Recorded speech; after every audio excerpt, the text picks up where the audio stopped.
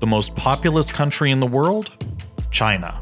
For centuries or even millennia, the answer to this question has been obvious. However, there are many indications that, due to the policy of the Chinese Communist Party, the answer to this question may now be different. Why is China's demography suddenly such a serious problem for Beijing? Welcome to the 20s Report.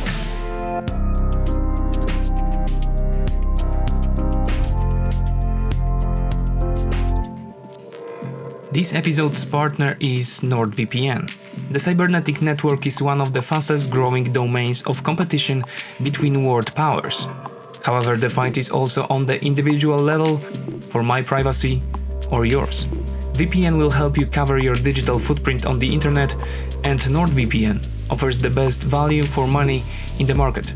By purchasing NordVPN from the link in the description, you support the development of good times, bad times. One couple, one child. At the time of the establishment of the People's Republic of China on October 1st, 1949, the population of the country was just over 500 million inhabitants. But by the end of the 1970s, it had almost doubled. In the 1960s, the average Chinese woman gave birth to 6 children during her lifetime. Such high demographic dynamics aroused the fear of the communist authorities that their resources would be insufficient to feed such a massive population. This fear stemmed from and was also deepened by the tragic experiences of Mao Zedong's Great Leap Forward policy. This program, which was supposed to be a breakthrough in development, eventually led to the death of 45 million Chinese from starvation and repression between 1959 and 1962. Therefore, starting in the 1970s, programs to reduce high fertility, which were previously perceived as threats to socioeconomic stability, now began to be implemented. In 1973, the Chinese government launched a family planning campaign with non-binding late, long, and little guidelines. This promoted later marriages, longer intervals between births, and fewer births overall. In the 1970s, the communist authorities managed to halve the birth rate from 6 to 2.8. However, the program most often associated with state birth control in China is the one-child policy, which has been enforced since 1980. Now, in the 1990s, 44 million people, or about 35% of China's total population, were held to the one-couple, one-child principle. Now, in addition, nearly 670 million, which is 54% of the population, were subject to the one-and-a-half-child policy, on whose basis rural couples were entitled to have a second child if their first one was a girl. The final 10% of the population were permitted to have 2 or more children. Now, traditionally, male children had been preferred, especially when it came to the first child. This was very important, especially in rural areas, because sons inherited the family surname and property, and were therefore responsible for the care of their elderly parents. When most families were confined to one child, having a girl became highly undesirable, and this increased the number of female abortions. In addition to the pressure to perform abortions, there was also a sharp increase in spiral and IUD installations and sterilization, mainly in rural areas. In late 2015, the Chinese authorities decided to abandon the one-child policy, giving couples the opportunity to apply for permits to have more children. Despite a temporary and only slight increase in the birth rate, this decision did not lead to a permanent reversal of unfavorable trends, and the problems created by the one-child policy will continue to plague Chinese society for a long time. Breaking the natural balance. As a consequence of the introduction of the restrictions that we just outlined, as well as socioeconomic changes, China's fertility rate dropped below 1.7 at the end of the 1990s and has remained at about that until the present day. Now, it's assumed that a fertility rate of anywhere between 2.1 and 2.15 is the optimal value to ensure the ample replacement of generations. Note that the decline in China's fertility statistics should not be attributed solely to the one-child policy. As in most countries in the world, this rate is falling with the material progress of society, even though solutions similar to the Chinese one have not been implemented. Another important problem stemming from it is the current imbalance between the number of men and women in Chinese society, which resulted from the abortion policy and cultural conditions that favored having male offspring. This increased the phenomenon of men without families, which is associated, for example, with an increase in crime. The generation of single children is also a problem for retirees, as Chinese children traditionally look after their parents in their elder years. In a situation where a family has only one child, such assistance becomes difficult. At the end of 2019, the number of Chinese citizens over the age of 60 exceeded 254 million, which is 18% of China's total population. Now, this number is set to rise to 300 million by 2025 and to 400 million by 2035, which will mean that more than 25% of China's population will be of retirement age. According to a report published by the Chinese Academy of Social Sciences, the demographic dependency ratio, which is a measure of the number of dependents in relation to a society's total working age population, would increase from 47% in 2019 to 96% in 2050. This result would mean that, by the middle of the 21st century, for every one retiree in China, there will be one working person. Now, it is worth noting that these estimates are based on government data, which can be manipulated to minimize the scale of the problem in the eyes of international opinion and even of its own citizens.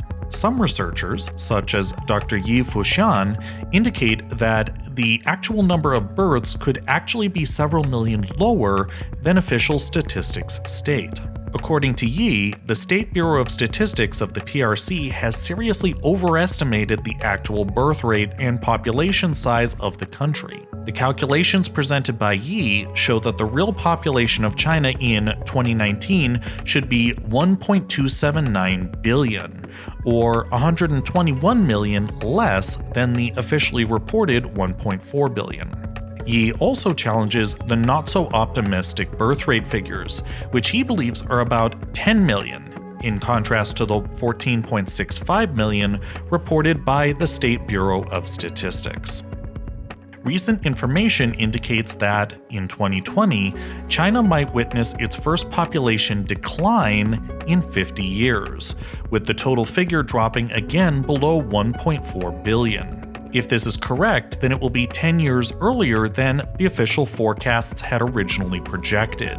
And that might mean that India would become the most populous country on the planet. What about retirement? One of the biggest problems with the current system in China is the statutory retirement threshold of 60 years for men, 50 for women in the private sector, and 55 for women in the public sector. These limits were established in the 1950s and are increasingly divergent from reality, where the average Chinese person's life expectancy reached 76.7 years in 2018. This is slightly less than in the USA, where the number stands at 78.5 years. The decline in the working age population, along with a dynamic increase in the retirement age, will generate additional pressure on the PRC's economic system. The burdens on the benefit payment system and public services will both increase as a result. According to a report published in April of 2019 by the Chinese Academy of Social Sciences, or CAS, the sum of the money accumulated in China's basic pension funds will drop to zero in 2035, after reaching a peak of 7 trillion yuan in 2027. After this period, it will begin to record a deepening deficit between its inflows and its expenses. And by 2050, this deficit may reach several trillion yuan. Also, the vulnerability to this crisis is strongly conditioned by geography. The richest provinces on China's east coast have recorded surpluses for years, but the less developed provinces in the north and west of the country are already facing shortages of resources. The difficulties in maintaining the liquidity of the pension system will most likely force China's authorities to raise the retirement age. Large social transfers are also being considered to encourage couples to have 2 or even more children. In 2013, the authorities in Beijing announced that raising the retirement age was inevitable and initially set 2020 as the cutoff date. The announcement of raising the retirement age was also included in the text of the 13th Five-Year Plan, which covered 2016 to 2020. Ultimately, however, the CCP did not pass these changes due to strong social resistance. China's rapidly aging society has a negative reaction to all signs of an attempt to introduce these controversial reforms. According to a 2019 poll by Shangjiang Daily in Wuhan, more than 80% of their 96,000 online respondents were against increasing the retirement age. This was mainly due to the health conditions of older people and the difficulty of finding a suitable job in the dynamically changing labor market. In China, more than 50% of the population is still employed in industry and agriculture. And for many Chinese, physically demanding work up to the age of 65 can become an unbearable burden. However, social resistance to these changes is not limited to the elderly. This phenomenon also applies to young people, for whom the planned changes will mean limited career opportunities. Little emperors. According to Macro Polo calculations, in 2018, people aged 55 to 59 accounted for 7.3% of the working age population in China. If the authorities decided to raise the time of retirement by 1 year, this would mean 5 million fewer new jobs in 2019 and 5.4 million fewer again in 2020. One of the arguments against adopting such a solution is the high number of university graduates entering the Chinese labor market every year. These are mostly people raised on the narrative of spectacular economic growth, the effectiveness of authoritarian, technocratic solutions, and the Chinese dream. There is also the issue of the so-called generation of little emperors, i.e. only children, for whom the whole family provided a very high quality of life, thus building a sense of uniqueness and high expectations for their future careers. Resources that would normally have been shared by siblings were concentrated on one child, who thus gained the opportunity to study either at home or abroad. Chinese university graduates focus on self-fulfillment, while facing the pressure of families and their environment to launch a brilliant and successful career. This translates into higher expectations towards the labor market and more frequent changes in the place of employment. Raising the retirement age to the level typical for Western countries, which is approximately 65 to 67 years, would lead to the retention of people within the labor market who, under the current regulations, would retire much earlier. The process of shrinking in the working age population, coupled with insufficient productivity growth, could lead to a repeat of the Japanese scenario. Japan, which was characterized by expansive growth in the 1980s, entered a period of economic slowdown in the 1990s, which continues into the present day. It should be noted that Japan was much better prepared for the crisis than China currently is, insofar as, at the beginning of the 1990s, Japan was one of the world's most highly developed countries and a leader of innovation. In terms of GDP per capita, China still clearly differs from the most economically developed countries in the world. In 2020, the PRC authorities announced their success in creating a moderate prosperity society, noting that Chinese GDP per capita now exceeded $10,000. For comparison, the average rate for the European Union is $34,900, for the United States, $65,300, and for Japan, $40,200. In discussions about China's future, it is often said that China grew old before it could grow rich. The demographic crisis means that China can no longer rely on its previous demographic dividend and the resulting low production costs. Wages in Chinese society have been growing dynamically for years, and the shrinking number of employees forces the transformation of China's development model towards being based on internal consumption, services, high-technology industry, and more rational investments. Admittedly, the scope and amount of benefits in China still significantly diverge from the standards in highly developed countries, which partially reduces the burden related to an aging population. Nevertheless, the delayed demographic bomb is ticking. And worst of all, from the perspective of the Beijing authorities, any solution will generate losses and problems. This was the 20th report. Give a warm welcome to Matt, who narrated this episode. As always, big thanks go to the Patreons for supporting Good Times Bad Times. And if you are looking for a VPN, I recommend you to consider NordVPN, which I use myself. Of course, when the CIA targets you, a VPN probably won't help, but for basic protection or changing your IP address to use Netflix or HBO, it's hard to find a service with a better price-quality ratio than Nord. Using the link from the description supports the development of the channel. That's it for today, have a nice week, and we'll see you in the next episode.